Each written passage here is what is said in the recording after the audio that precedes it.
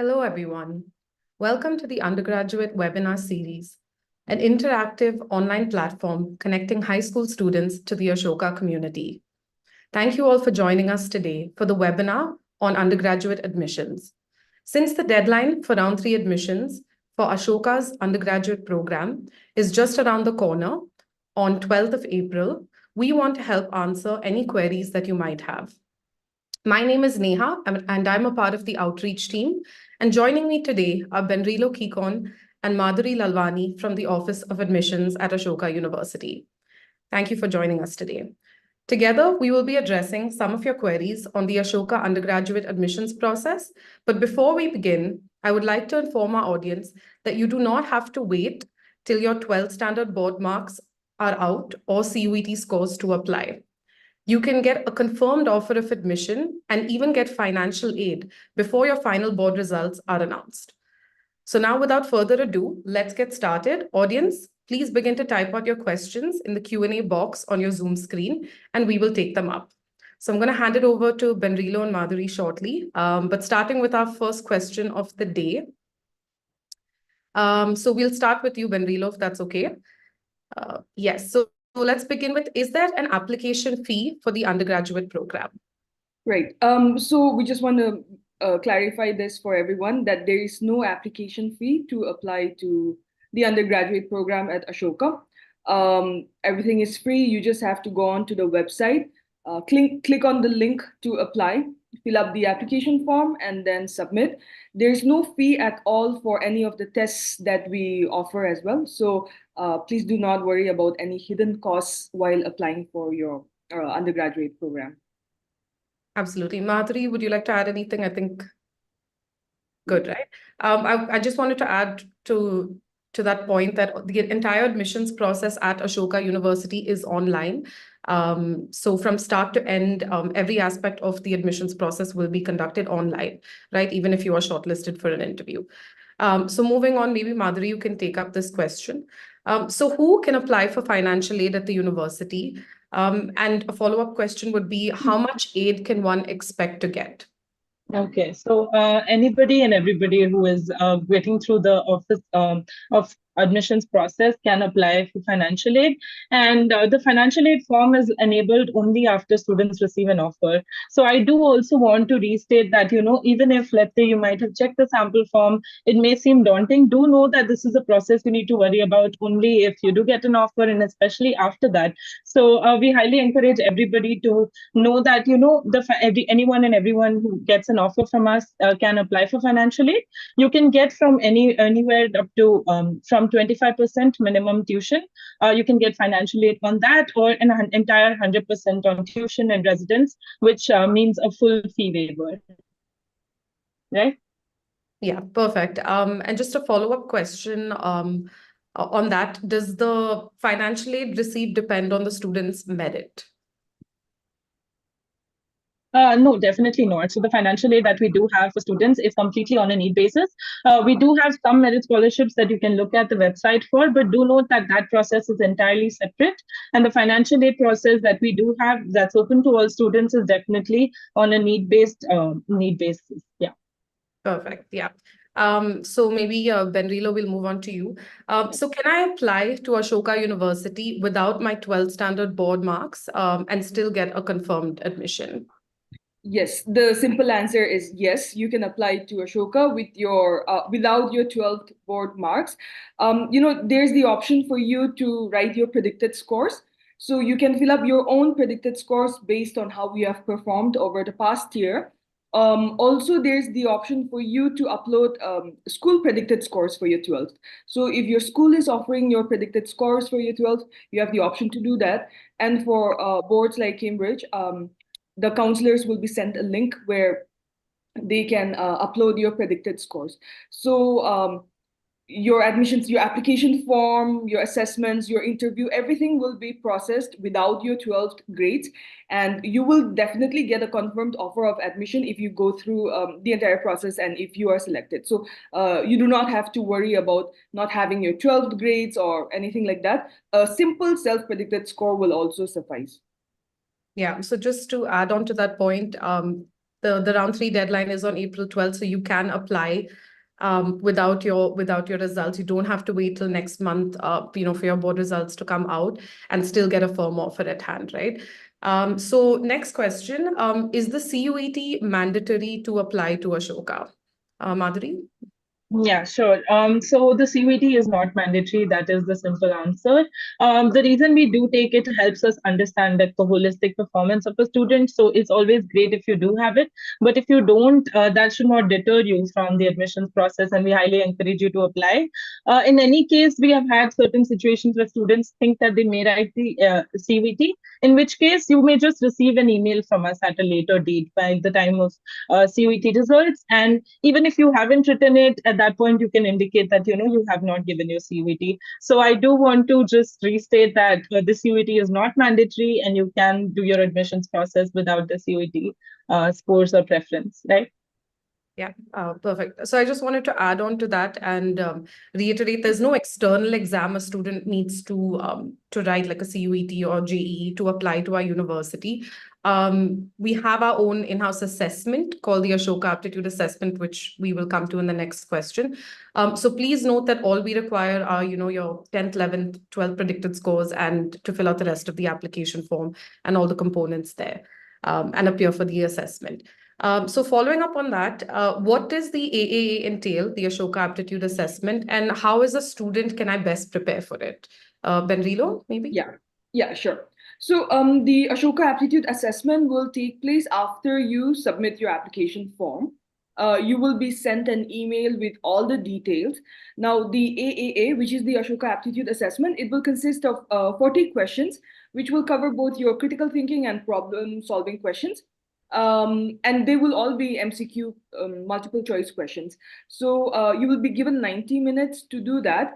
And this assessment is designed so that in such a way that you can take this test with minimal preparation. There is no negative marking for any of the wrong answers that you may give.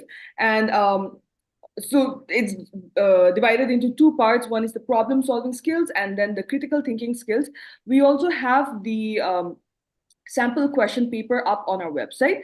I think someone will share a link to the website, but if you go to the website, you will see sample questions on how the AAA questions would look like.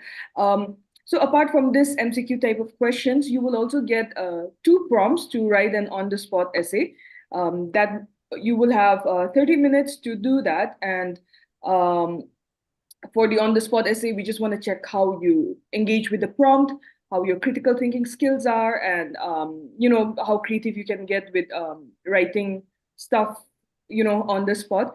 Again, like it says, there's minimal preparation required for this. You just have to turn up and write the essay based on the questions that you get. So and all these tests will happen online. The AAA and the on-the-spot essay will happen on the same day online, and all students will be required to do the AAA in order for your application form to get processed further. So, yeah. Wonderful, thank you. So another question on the aptitude assessment. What is the topic-specific syllabus for the entrance exam? And is the test just a part of the process, or does the score play a role in the selection of the student? Madhuri, maybe? Yeah, sure. So firstly, just to say, like, there are no topic-based differentiation, like Benrilo said, under both problem-solving skills and critical thinking skills, we've had certain areas that we have indicated, and you will find this on the website, but just to say them out loud, there is some topics such as data analysis, arithmetic, basic algebra. So while a lot of our students and the students who are currently studying also do believe that this is a test that, students have not required to practice a lot for, because it is something that, school trains them at least up to this point. And the critical thinking skills, again, there's way of how you critically analyze certain information. So comprehension-based questions as well. And then the on-the-spot essay, like Benrilo just said, there's no specific topics that you can look for the on-the-spot essay. What you can know that the very important part of on-the-spot essay is how you engage with information. And so you should know that that is not something that, you can even prepare for prior, because the prompts will be given to you on the spot, right? So that's something that I would like to say, that there's no topic specific preparation you could do. The samples in of both, right, are available on the website, and that's a great way to even see what are the kind of things that have come in the past. That's like a way of for us to give you, let's say, a trailer of what you can expect. And even if you prepare your ideas on those, you would still get a insight on how you can approach this whole practice. And yes, it is a part of the entire admission process. I do want to state that it is all aspects of our admission process are like to holistically understand a candidate. So you can be sure to know that each of them will have an impact in your admissions, and we also strongly encourage you to not take them any of them lightly. So while minimal preparation is required, do be sincere and show up for each of these aspects of the application process and admission process. Absolutely. So just to reiterate, the aptitude assessment will be online. It is on a Sunday. For round 3 applications, it will be on the 21st of April, if I'm not wrong, which is a Sunday. And it is not an entrance test, because the question kind of said, how do we prepare for the entrance test? It's an assessment, right? It's just one more component of your admissions process. And like we said, you typically need to prepare a lot for an entrance exam, whereas this depends on your existing knowledge, right? So just go through the sample papers if you're nervous, but really minimal prep is required for the assessment. Yeah. So moving on, what is most preferable course for me if I come from the commerce stream, right? So can you also tell me about the experience of students coming from the commerce stream at Ashoka? Benrilo, maybe? Yeah. Okay. This is a very subjective question, so I think different people will have different responses. But my perspective is this: that Ashoka University is a liberal arts university, right? We encourage interdisciplinary learning, multidisciplinary learning. So even if you come from a commerce stream and you are interested in subjects other than what you've taken up in your 11th and 12th, you will be free to pick those subjects in your first year. So we have something called the foundation courses in our first year, where you will be given foundational knowledge about different subjects, and this is mandatory for everyone. So irrespective of whether you are a commerce or a science or an arts student, everyone will have to do this foundation courses. And so I think this will give you a taste of what the subjects at Ashoka would be like, and maybe give you a hint of what kind of subjects that you would be interested in pursuing. For someone who is doing commerce right now, I'm sure you're interested in economics, or you could have interest in subjects like history or English literature. Please feel free to explore all these subjects at Ashoka, because that is the ethos of Ashoka University, where we give freedom to the students to pursue their interests and pursue them well and in depth.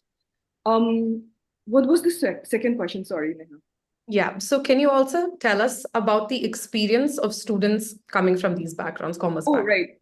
So from what I have experienced, I have interviewed a lot of students from commerce background who are now interested in pursuing subjects like English or history or sociology, philosophy. Some are interested in pursuing computer science, even though they haven't done computer science in school.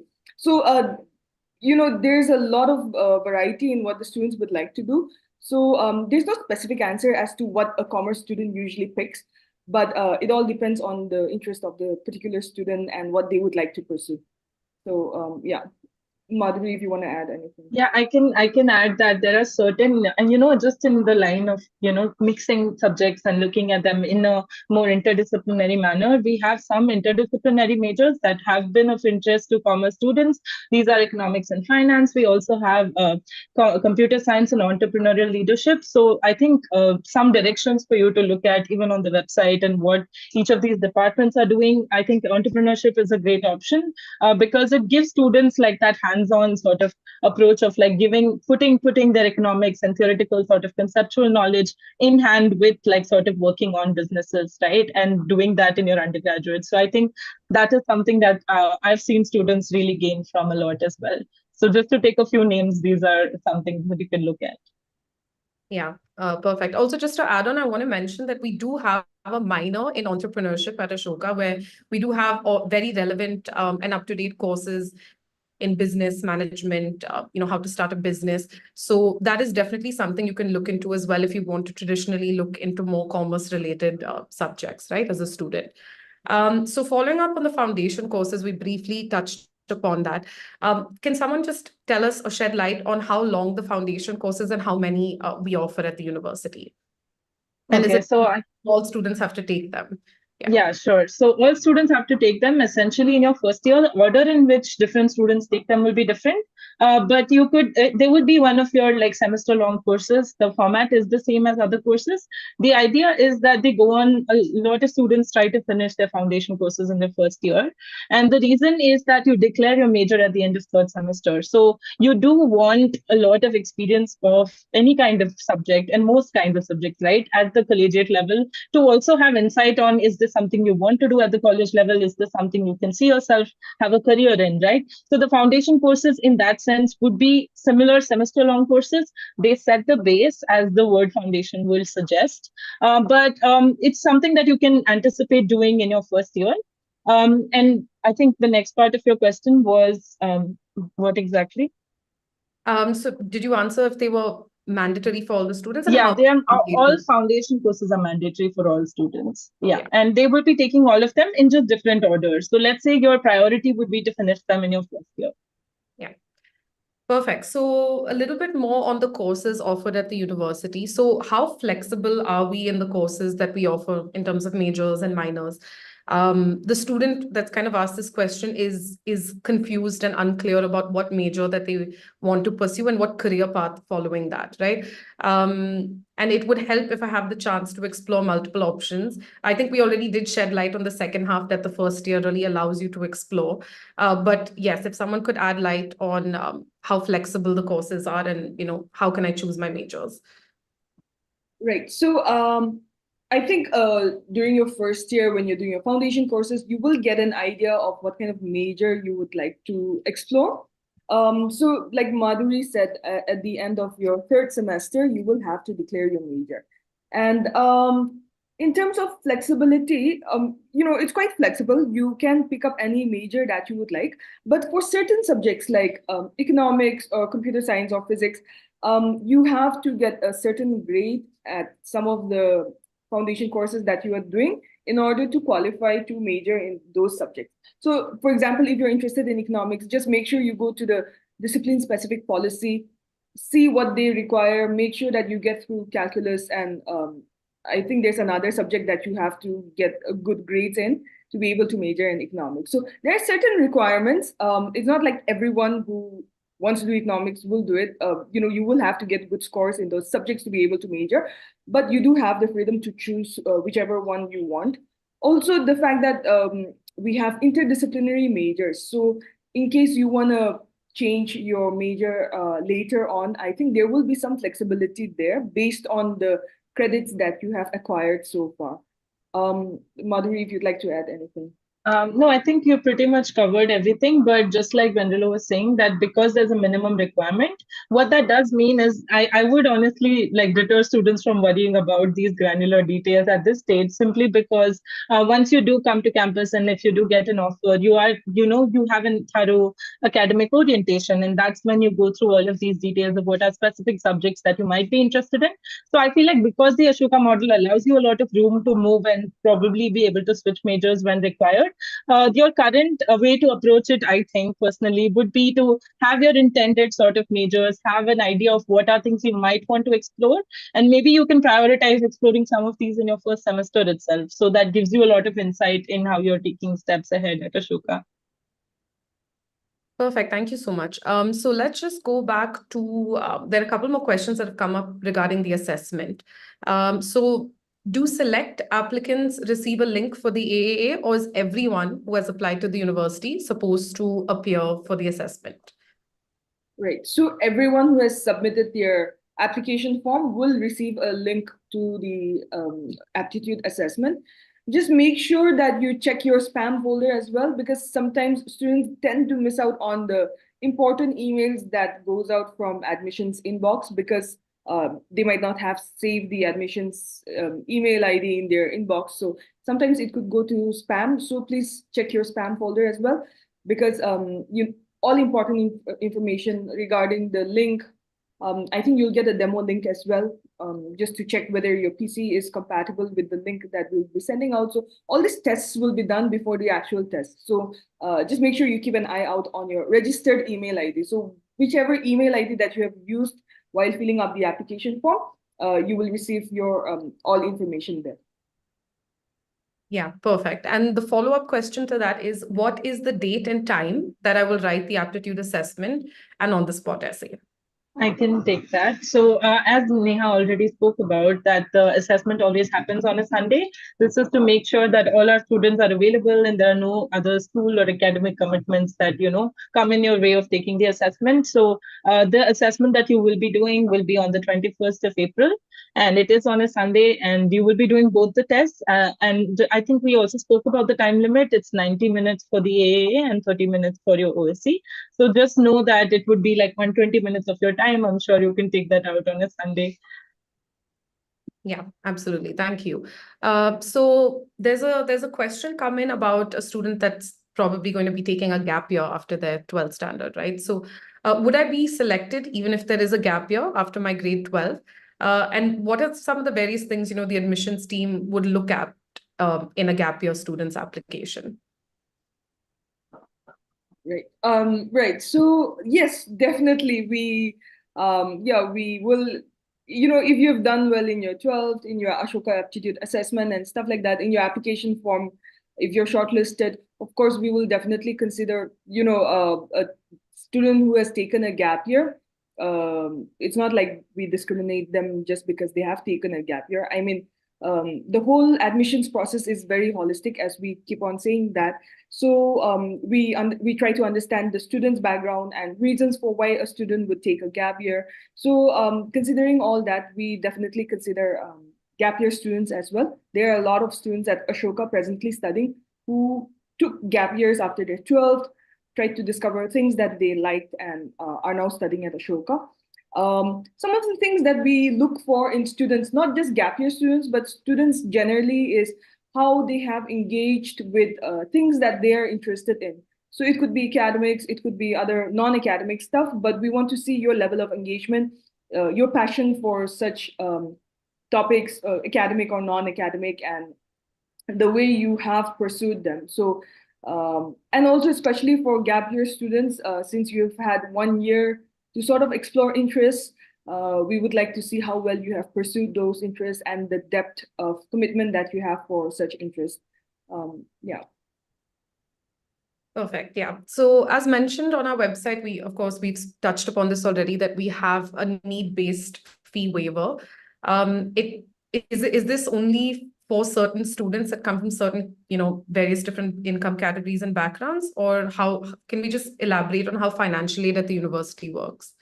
Yeah, most definitely. I think people have this conception that only salaried families should be or can apply for financial aid, but that's really not true, because the team is very, helpful in terms of, let's say, even if you don't get your salary slips, let's say if you're not salaried and you have your own business, there are facilities for you for certain different documents that you can upload that will apply to you. Something that will be helpful in this regard, apart from, let's say, just going through the financial aid website and whatever that we do have on it, something that you all can note, that immediately after you get an offer, right, we do an immediate session with all the students who get an offer, and this is right after they get the offer. So it's kind of like, let's say, in the next day, and we do a conversation with the financial aid team. They will do a run through. So that would be your session to, let's say, get all your queries clarified on the same. And the reason we do this is also because there are only 5 days that students get to fill their financial aid forms. So let's say when all of you do get your offers, I would really be expecting all of you to turn up with your notepad and, take your notes on the financial aid process. But just to repeat what I had started with, the financial aid is not specific to only salaried families. There are facilities for people who have their own businesses. There are facilities even if, your financial situation might be a little different than how we conventionally perceive it to be. Right. And adding to what Madhuri said, financial aid is totally need-based. Also, a person with a certain level of income might be supporting their grandparents, and they might have a lot more family members. So those people might get a lot more waiver than maybe a family of just 2 or 3 people. So the financial aid committee assesses every situation of all the candidates who apply for financial aid. They assess the income of the family, the number of children they're supporting, and various other background stuff like family stuff. So please apply for financial aid, because this is one of the major reasons why a lot of students can study at Ashoka. And also, the financial aid form is quite comprehensive. They will ask you for a lot of details, and they will go through each of those details before they make a decision on your financial aid. So just ensure that if you want to apply for financial aid, go have a look at the financial aid form, get ready with all the documents, because these are very important documents, and this will impact the way the financial aid committee will decide on how much aid student will receive. Yeah. So just to add on to both those points, we offer around 45 to 50% approximately of our students at the university are on some form of financial aid, right? And I think Madhuri mentioned it before that it could be between 25% to 100%. So definitely don't be afraid to apply for financial aid if you think you require it. And it's completely need-based. It does not depend on the student's merit. Yeah. So following up, let's move on to some other questions. So when will the interview process take place in the admission cycle? We do not have the exact dates right now, but since the deadline for your application form is the 12th, and then you will have your assessments on the 21st, interviews will probably start taking place by May. So we don't have the exact dates, but it will most probably be May. And just to reiterate, the interview will also be online. So there's no physical center that you have to visit as a student. You'll be having an online interview. So there's a question actually that's come in about international students applying to the university. So can we just shed some light on the process, if it's the same or different for international students? If anyone wants to just kind of summarize how international students would apply to the university. Most definitely. I don't think the process would vary a lot. It's just very simple that if, let's say, there is a grade sort of conversion, and the grade that you do get is different from the kind of grades that you can enter, you can always, attach a conversion sheet or share that with us by email. The team is also very open in the sense that we will write to you in case we require any kind of additional information. But I would say that the application process, as we do have, is very inclusive, and it does not require any special concessions or something different to be done for international students, which is why when you do apply, you will also see the same application form. As far as you commit to it, I think it should be fine, and you'll hear from us. So also just want, to reiterate that the admissions process doesn't differ, right? If you are an international student or if you're from India. So from the fee to how you apply, how we assess you in a holistic manner will remain the same. So moving on to a science-related question. So do non-science students have to take science-related subjects in the foundation courses at Ashoka? Yeah, so everyone has to take all the 9 foundation courses that we offer. No one can escape from that. So even if you're a non-science student, I think there's a foundation course for maths. So you will have to take that. But at the same time, you just have to be aware that we know that students who come from non-science backgrounds would not be familiar with subjects like maths or stuff like that. So we are aware of that, and that's how classes are formulated, taken at Ashoka. So you do not have to worry about that, because everyone has done that before you and will continue to do that. So all the 9 foundation courses are mandatory for everyone, irrespective of whatever background you come from. Yeah, perfect. Yeah, so again, I'm just going to answer these questions really quickly because we've already addressed them, but they're coming up again. So is the CUET mandatory, and is CUET like a necessity to apply to Ashoka? So simple answer is no. There are no external exams you need to attempt, and there's no entrance test as Ashoka. We have our own holistic admissions process that includes your application form, your Ashoka aptitude assessment, and an interview if you get shortlisted. And the entire process is done online. So you can check out our website. So absolutely, you do not need to wait to get your CUET scores to apply. However, if you have attempted the CUET, you can share those scores with us. Although it's not mandatory, if you would like to share those scores with us after your grades are out, you are welcome to do so. So moving on, a little bit about campus life, right? We have some questions coming in on that. So one is, how much emphasis is laid to sports and extracurricular activities on campus? Madhuri, maybe? Yeah, sure. So I always think of starting this answer with letting people know that there are different ways in which you can engage the sport. You can also do it as a hobby. You can do it as a being a part of the university teams. And I think if you're following what's happening, our football teams are doing very well, both our men's and women's football teams. So there are a lot of facilities that we do have. Some of them are we do have a football field. Obviously, there are 3 squash courts, there's table tennis, there's a gym, tennis court. This list is quite exhaustive, and so I would direct you to the website. But I would say that a lot of the academic commitments at Ashoka are from a Monday to Friday basis, and this is just in the way that you can expect your university experience to be, right? And so a lot of the weekends are the kind of time that students gather amongst themselves. They also form clubs and societies. You would have seen a lot on this. Something that you need to know about clubs and societies is that they're entirely student-run and managed. So because of that, we do see a lot of ownership that students take in also maintaining these activities. And I think because we're talking about extracurriculars as a whole, I would say that if your entire admissions process would be an insight into the fact that we really care about these things, not just at the entry level and at the level of you applying to the university, but also the entire university experience has a lot of room for extracurricular engagements at different levels. Yeah. Perfect. Thank you. So there is a question about the LOR, which stands for the letter of recommendation. So a student wants to know if this component of the application is mandatory. Right. Yeah, I think it is mandatory, right? LOR is mandatory. No, the letter of recommendation is a non-mandatory component. So students, Madhuri, do you want to take it up? Shall I take it up? Yeah, sure. I can just add. So I think I can also cover aspects of who can write an LOR right after this, but the LOR is not mandatory.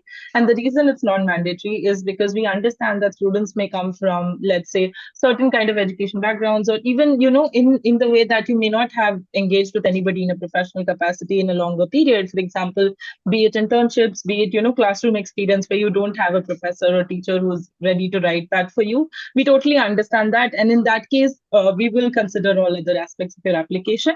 And so who can write your LOR? Do know that please do not go to your friend or a cousin or, anybody that you've not engaged with in a professional setting. I think that is the best indicator to decide who can write your LOR. So just to restate, it works if you have someone who can write it for you, and especially someone you've worked with in a professional capacity. Could be a teacher, professor, counselor, anybody, or even someone you worked with for an internship. But if you do not have it, please do not let that deter you from the admissions process. Yeah. Just wanted to add, in the application form, there will be certain elements that are mandatory and non-mandatory, right? So the mandatory elements will have an asterisk next to it, so you know that you cannot move on without sharing that information or uploading that specific document with us. So when you reach the LOR section, it will not have an asterisk on it, so it's completely up to the student. We only do accept one LOR, so a lot of universities may accept more than one, but we are looking at one strong LOR from somebody you've known in a professional capacity. So it could be a school teacher, principal, somebody that's guided you in an internship.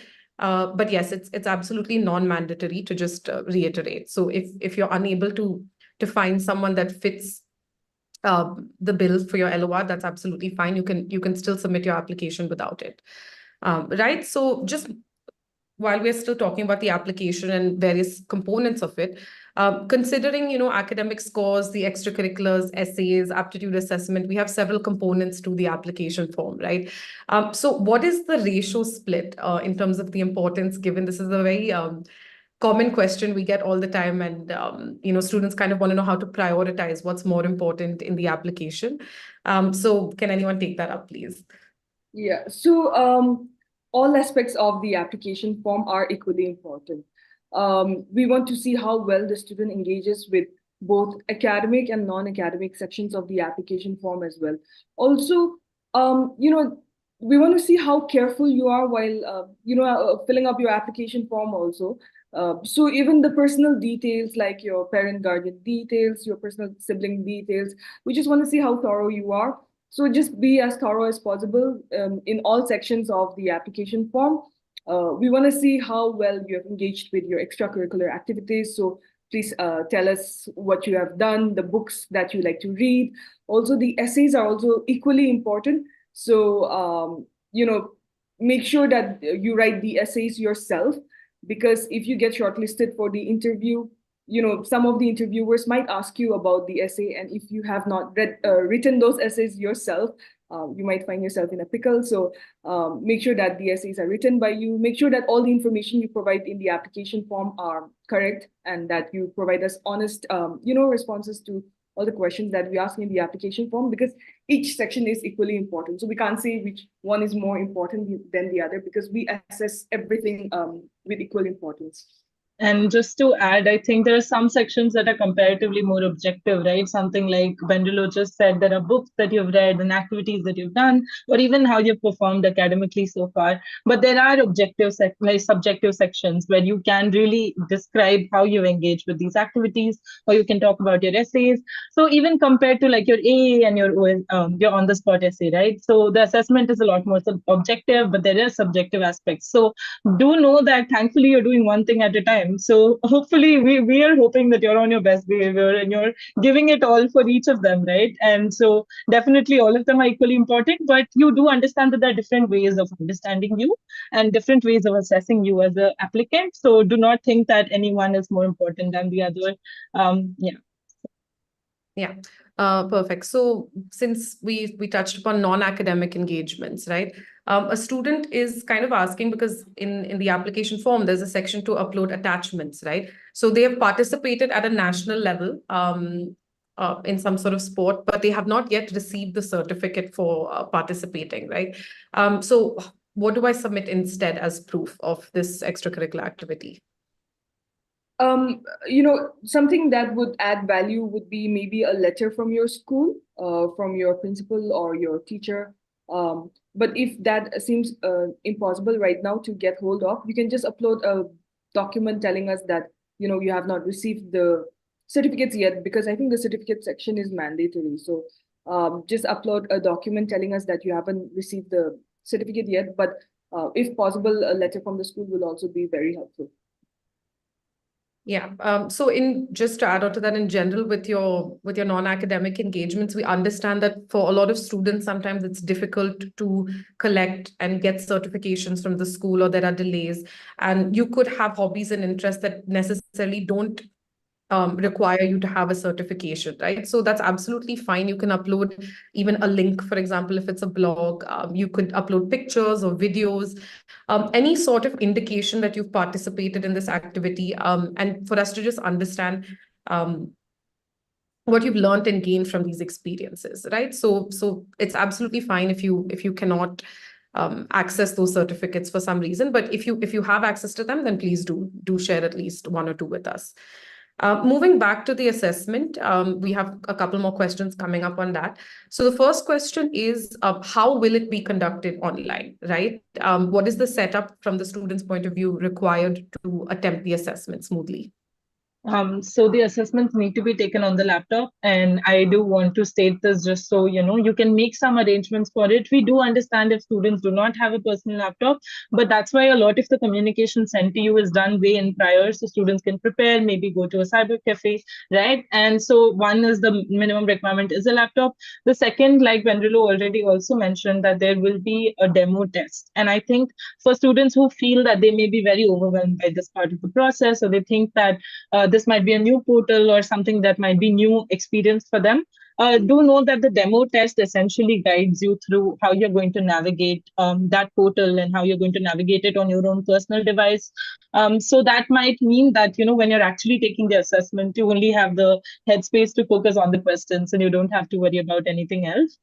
So I hope that answers your question. The only requirement is the laptop, and the demo test will be a great way to, help you sort of understand and get used to the portal as well.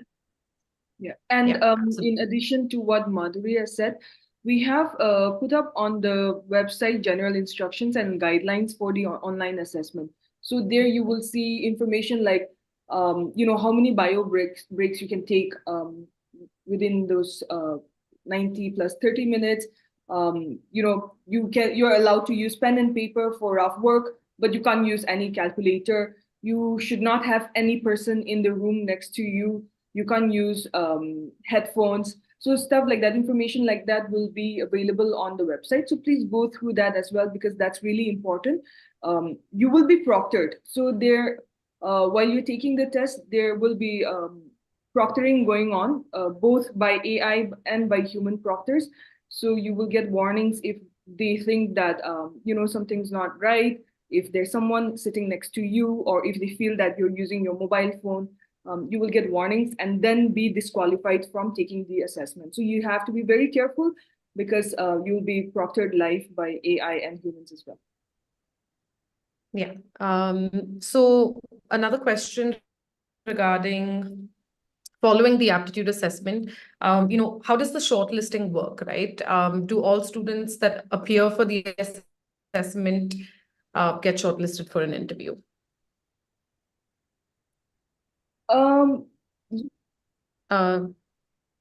Not all students will get shortlisted for the interview. It depends on how well you do in your assessment, the Ashoka aptitude assessment. So based on that, you will be shortlisted for the interview. So yeah, interview invites will not go out to all the applicants, while the aptitude assessment invites will go to all the students who have submitted their application form. Based on their performance in the aptitude assessment, they will be shortlisted for the interview. Perfect. Yeah. So what would be considered as a good SAT score, SAT score, for the Ashoka application? And also, can we just add on if it's mandatory or not to write the SATs? Yeah, most definitely. I think there is no good score. Let me just tell you that, and I'll tell you why. Because, like we said, we're looking at each of the processes holistically. So, by thinking that you need a certain kind of score to be able to be noticed as a good applicant, you're doing yourself the disservice. Because I would think that if you're sat through the SAT or ACT, if you have, and then the best way to go about it is to just reflect your honest performance at it and leave the rest to us, right? So that's one thing. And the second is, yes, the SAT, ACT, or CUET are not mandatory. Students are not required to write them to be able to apply. So it is just another indicator that helps us assess you if you have written them. But if you haven't, I can assure you that it will not affect your admissions process, and that will not be the reason that affects your admissions process. Absolutely, yeah. So how are applications assessed for students that need learning support? So what is the admissions team doing to kind of support these students? Right. So we are aware that there are students who need support while applying, to Ashoka. So in the application form, we have something called the support section, where students indicate what kind of support they would require at Ashoka and during the admissions process as well. So if a student requires extra time for the assessment due to any reason, they could take the extra time section in the support section and give us attached documents or references as to why they need the extra time. We also make note of this during the interviews. So we are aware of students who have asked for support in the application form. We are, we are mindful of that, and all these things are taken into consideration while assessing any student who requires support. Thank you for that. So this is a question for after the student, joins the university. So what are some options for study abroad or transfer abroad? So what kind of experiences do students get outside of campus? Okay, I can take this one. So we do have a lot of international partners and MOUs with a lot of international universities. I would highly advise you to look at the list because I'm not taking any names now. But the two ways that you can think about study abroad, right? There is the summer abroad programs and the semester abroad programs. We have seen a lot of traction to each of these programs, and a lot of students who wish to take them also want to kind of depict some kind of international exposure in their profile, or just to have that sort of experience. So the trend generally is that you would see a lot of students do that in their second and third year, and primarily the idea is the first year is your time to get used to the Ashokan education system, so that's not your time to be going abroad, right? It wouldn't make sense. And your fourth year is where a large part of students also kind of work on their thesis engagements, so maybe that's also not the time that you might have a lot of time in hand to go for study abroad programs. But I would say that we have a GESP team, and that's the Global Education and Strategic Partnerships team, and they spearhead this entire process.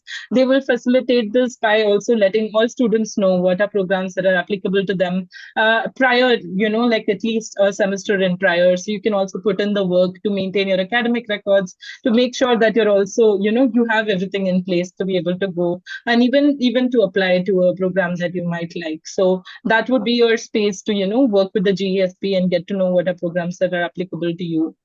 Yeah. So just a follow-up question coming from me, because this is a question we get asked a lot when we do our outreach efforts. So what is the criteria, right, for students to kind of be able to apply and go for these programs? Right. So I think there are a lot of factors. The factors that will be considered is also that when you're looking at a lot of individual MOUs with universities, each of these universities might have their own educational requirement from a student, a certain kind of GPA. There might also be financial factors that may or may not affect your process, right? There might be certain programs that are fully funded. There are certain programs where your financial aid might apply, but because there are so many of these, I don't think we can sit here and talk about them generally for all programs, because that will vary.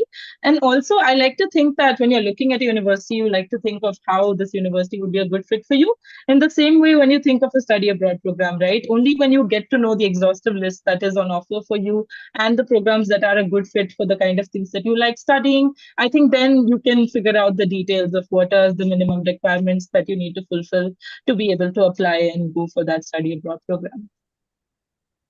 Perfect. Yeah. So I think we've kind of addressed most questions that have come into the chat box, but I thought, before we kind of end the webinar, if both of you would like to just give some last minute tips or advice to our students that are about to apply in the round 3 as members of the admissions team. Right. So I just want to highly encourage, if you haven't submitted your application form, to submit your application form, because you will get your confirmed offer of admission even without your 12th scores. You do not have to wait for your 12th marks or grades to be able to get a confirmed offer of admission. Also, if you have completed almost like every part of the application form, we would highly encourage you to sort of get through with it, because it is always better for you to get your results ahead of time, even before your 12th grades or your 12th results are out. So yeah, I'd like to encourage you to submit the application forms. And just to add, I think we did mention a lot of times, and I would like to mention it again, that the application form submission deadline is on the 12th of April. If you are sitting here or you're already watching this, there's a part of you that wants to apply, and there's a part of you that has gone through half of that process. So I would say that the best way to do this service to yourself is to finish that process, see it through the end. A lot of the factors that we do have, objective and maybe even subjective, are things that you have done already. So I would say, if anything, it's like a high definition screenshot of your life so far. And what you will be adding to it is maybe something that'll require you, a few hours to just sit down and think about how you want to respond to some of your prompts. They are the best way to understand you as an individual. So we're not expecting you to show up as somebody else.